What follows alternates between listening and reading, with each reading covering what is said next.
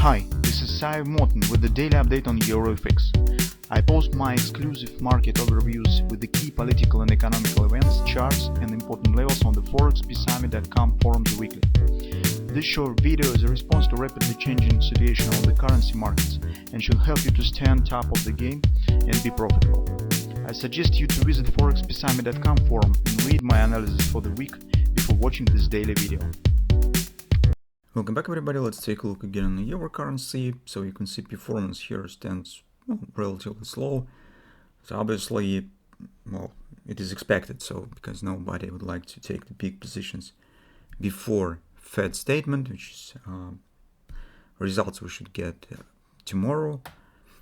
And currently you could see that market just showing minor pullback that we actually discussed in the weekly report, in the weekly report. So on the daily chart, you can see this type of action is very difficult to call as a bullish reversal.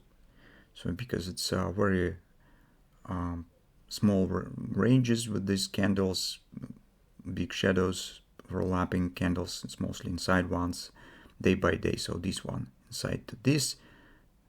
Yesterday it was inside to the 2 days before, and currently in general action very slow.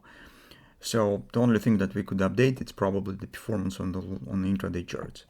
So on the 4-time chart, if you remember, we talked about this morning star pattern that has been formed around 618 support, and we said usually since market will have some time before the Fed, when this will be driven by its own, without no big participation of the big banks and market makers.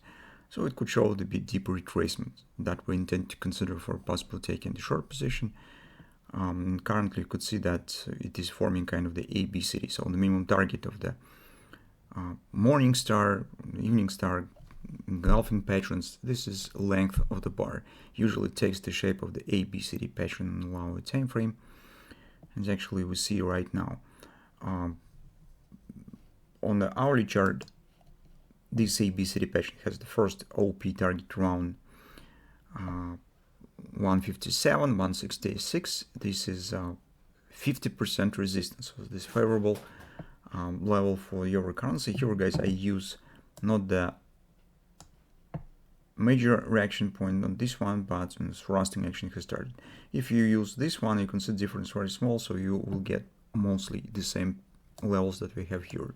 The XOP stands at 111, 113 area. It's approximately 50 pips higher above this OP. Speaking of this ABCD, you could see that the CD leg stands relatively slow compared to the AB, and in more chances that that should become the destination point. We will see what will happen. As currently it seems that I would consider this level as a primary one first.